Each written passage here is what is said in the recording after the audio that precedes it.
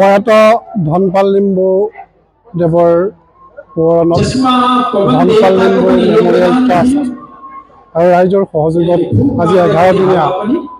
যি ভাগৱত শিৱ পুৰাণ মহাযজ্ঞৰ যি আয়োজন হৈছে, এটা সুন্দৰ পৰিৱেশ, এটা আধ্যাত্মিক পৰিৱেশ, আৰু এই আধ্যাত্মিক পৰিৱেশে এই অঞ্চলৰ যি সামাজিক সাংস্কৃতিক পৰিৱেশ বিশুদ্ধ কৰাৰ ক্ষেত্ৰত, এই অঞ্চলক আধ্যাত্মিক ৰূপে সমৃদ্ধ কৰাৰ ক্ষেত্ৰত এটা গুৰুত্বপূৰ্ণ পদক্ষেপ লৈছে। মই আয়োজক সমিতিক ধন্যবাদ জনাইছোঁ আৰু এই নতুন প্ৰজন্মক সঠিক বাটেৰে আগুৱাই নিয়াত আৰু এই অঞ্চলত যাতে অশান্তি বা বেয়া সময়বিলাক আঁতৰাই, দুখ চক্ৰৰ পৰা আঁতৰাই ইয়াত এটা শান্ত আধ্যাত্মিক পৰিৱেশৰ মাজেৰে এই অঞ্চলৰ জনসাধাৰণ জাতি বৰ্ণ ধৰ্ম নিৰ্বিশেষে সকলো জনগোষ্ঠীৰ ৰাইজক যাতে মংগল কামনাৰ বাবে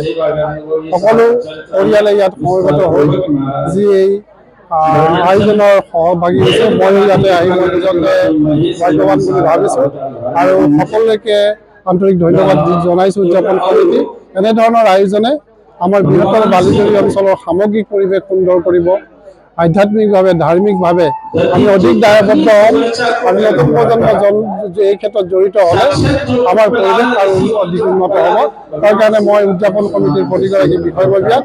এই আয়োজনৰ বাবে মই আন্তৰিক ধন্যবাদ জ্ঞাপন কৰিছোঁ।